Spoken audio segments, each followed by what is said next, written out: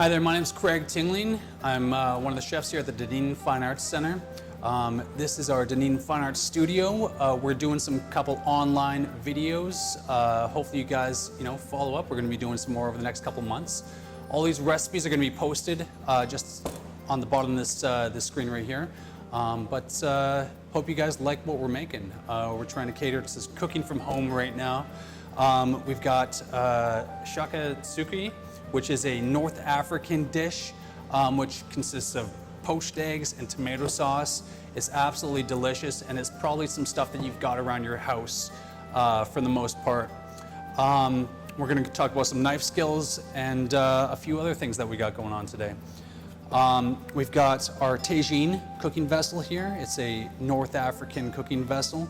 It's used for braising liquids. The idea of it is that these sloped sides right here are good. It's a chimney that when you have the condensation coming up the middle, it rains down and continuously bastes your food as you cook. But I think it's a great presentation piece, so I like to use them all the time. I think it looks kind of cool.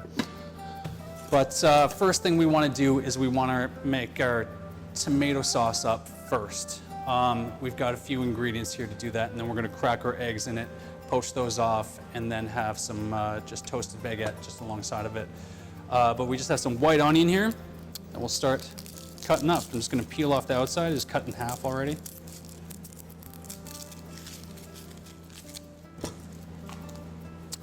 So when you're cutting anything up, you want to make sure that you're holding your knife with your thumb and index finger on the blade of the knife, just like so. Your other three fingers wrap around the handle. You don't want to hold it back here because you're not going to have as much control, and you don't want to put your finger on it like this. Everybody goes to this move right here. Try not to do that. Try to make sure you got your pinched finger grip. But the more important part of things is making sure you've got the bear claw, so your fingers curled over just like so. That way you maintain total safety here. What you don't want to do in this scenario is expose those fingernails at all, because that can be a big no-no. So make sure those fingernails are curled over just like so. And just to make sure you take your time with all your cuts. Try to make sure you stay organized when you're cutting things up. Don't let your cutting board get super cluttered up, and just, we'll take it really slow. But for starters, I'm going to turn my pan on so it heats up for when we add our onions in. And I'm going to do a medium dice on that onion. So first cut that I'm going to do is just go along the side of it just like so. I'm going to do 3 to 4 slices going this way. And then I'll use the tip of my knife, and then cutting into it, I want to maintain 10% of the onion still intact, so that when I cut it all, it doesn't fall all over the cutting board. It stays all in one piece. Just like so. So it's still all in one piece, but we've got a V cut going through the center. If I spread it apart, I don't think it's going to fall apart. There we go. From there, I just go back to the bear claw, and I want to keep that rocking motion going with the knife, going down and forwards with it, just like so. And then what we're left with here is just the root end, which is pretty good, pretty clean diced onion. But that's how I do it. That's how I find it to be most efficient. And it doesn't, if it's not perfect diced onion, don't worry about it. Just get it hacked up. You'll be all good. But we've got our olive oil here, a little bit of olive oil in the pan.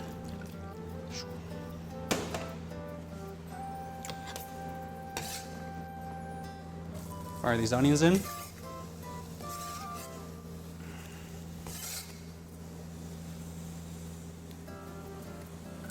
Right on. So we've got a few spices that we're going to be working with today. You always want to toast off your spices, so using them earlier on in the cooking process is, I think, always beneficial. We've got some cumin. It's a whole cumin seed. Anytime you can find your spices as a whole seed, they're probably fresher, and they're probably just going to have more flavor to them. So we're going to throw those in. We've got some smoked paprika, little chili powder, and some chili flakes, just to give a little bit of heat to it. Gonna crank a bunch of pepper in there.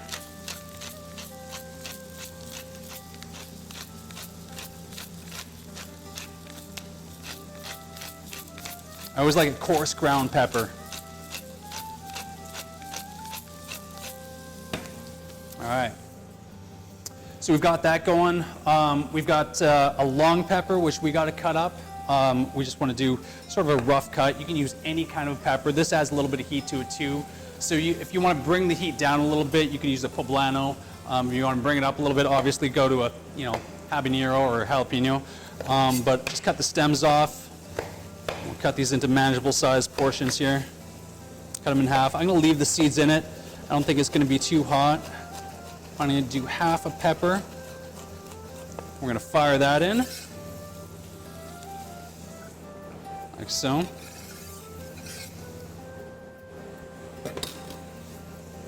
We just want that to cook out a little bit. I think I might turn up the heat a little bit.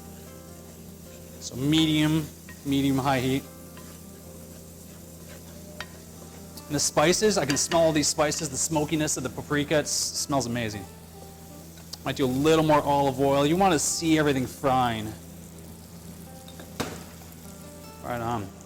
So we want to make sure we toast off our baguette. I've got the oven going. You can use the grill or the grill pan. I like grilling bread off. That adds sort of nice char marks to it. But if you don't have a grill, accessible, if you live in a condo or something, we'll just use the oven for today. So we can do olive oil. Use more olive oil than you think you need on these baguettes. That's what I say. All right, so we'll flip them over. Well, same on this side. We'll season it up with a little salt and pepper here.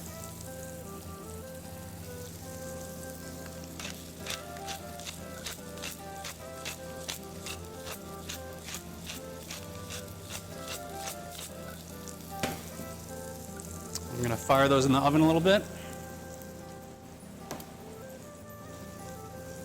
So I've got some garlic here, which we're going to throw in, but I don't want to brown the garlic up. Again, that's one of my biggest pet peeves, is getting brown garlic in anything. We've got a few other ingredients going in the pan, so you're less likely to do it because it adds a little more moisture to it. But anytime you get brown garlic, it just has a really bitter flavor to it. In this scenario, I'm going to crush it and smear it across the cutting board. So I'll just have it fairly close to the back of the cutting board, and I'm just going to lean into it and give it a good crush. So from there, I've got it broken down fairly well, and then I can use my knife with the blade of the knife on the cutting board and pushing away with the palm of my hand like so, and smear it into the cutting board like so. It adds a fairly fine puree garlic. Garlic presses are good if you have one accessible. It adds one more dish you got to wash, so. Like that. So we'll fire that in there. Just stir that up. Right on.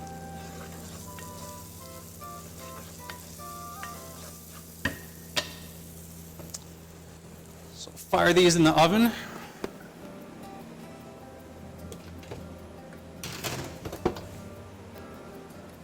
My oven's at about 375 right now, sitting there for about 5 to 8 minutes. You just want to get a little bit of browning on them.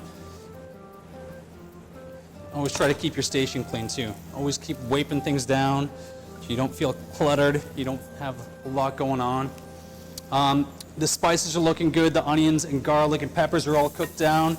That looks pretty tasty to me.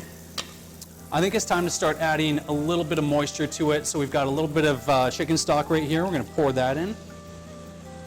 I'm going to let that cook down a little bit now.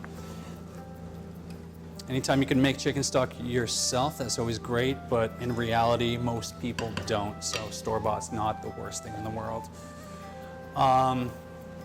We've got some parsley, which we got to chop up for the end product.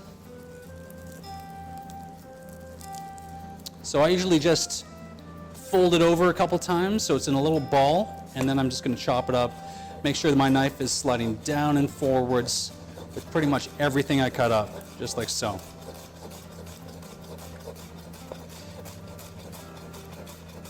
So people think that, knife skills, they look fancy. They're really not. You're safe as long as you have that bear claw happening, as long as those fingers are curled over just like this. Just make sure that you're staying safe. It's the number one thing. build up speed over time. Once you get a little more confident, every time you cook, you're gonna get a little bit faster, hopefully, and you'll feel a little bit better with it. Take your time with it at first. It's looking great. So, we've got a few eggs here, which we're gonna add in a bit. We've got our tomatoes. I'm gonna dump our tomatoes in. I'm gonna stir that in.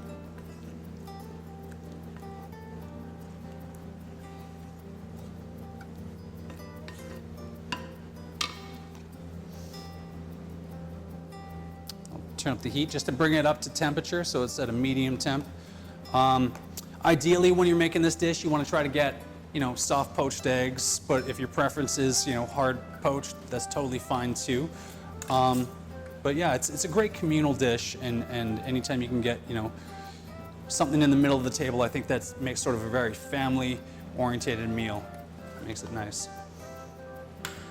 We've got some thyme and some oregano here that we're going to throw in. So this oregano is out of my garden here.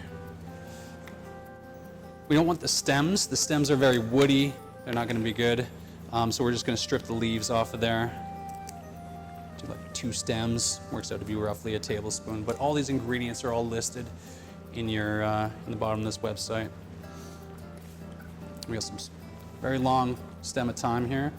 So I'm just going to take that, I hold it at the fatter end and just pull down, and all these little leaves come right off. So if you get a little bit of stem on there that looks like this, that's totally fine. And just as long as you feel you can bite through it, it's not too woody. You obviously don't want something like this. This isn't going to be very good. So make sure you got that finer, softer stem. Now these two, the oregano and the thyme, I want to cut up just a little bit, and we're going to fire those in there and just stir those in.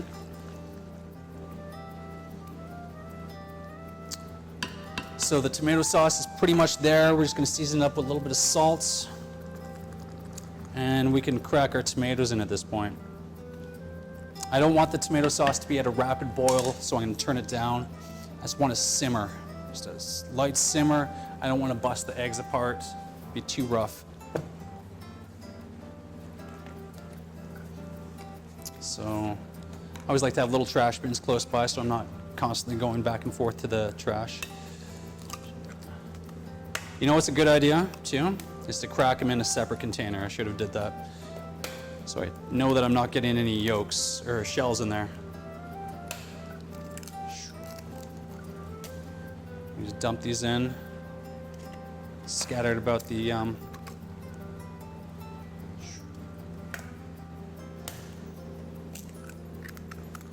dish. There we go. That's it. Perfect. So we'll fire the lid on. We'll let that sit there, simmer away for about 3 minutes. That usually renders a pretty nice soft poached egg. And then we'll take the lid off and we'll top it with all this parsley and herbs and all this good stuff. So it's been about 5 minutes now. The eggs have been cooking. Pretty much good to go. They're still a soft poached egg. We'll just finish with a little bit of chopped parsley on top. Some fresh arugula here. Put over top. I'll squeeze a lemon. I got some feta cheese here that we'll put on top as well. So that's pretty much it. That's our dish. Scoop it out. We've got some bread that just came out of the oven, or toaster baguettes.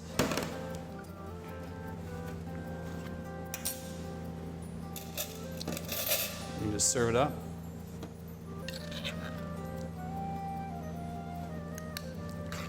Oh, this looks amazing. Right on. So that's the dish right there.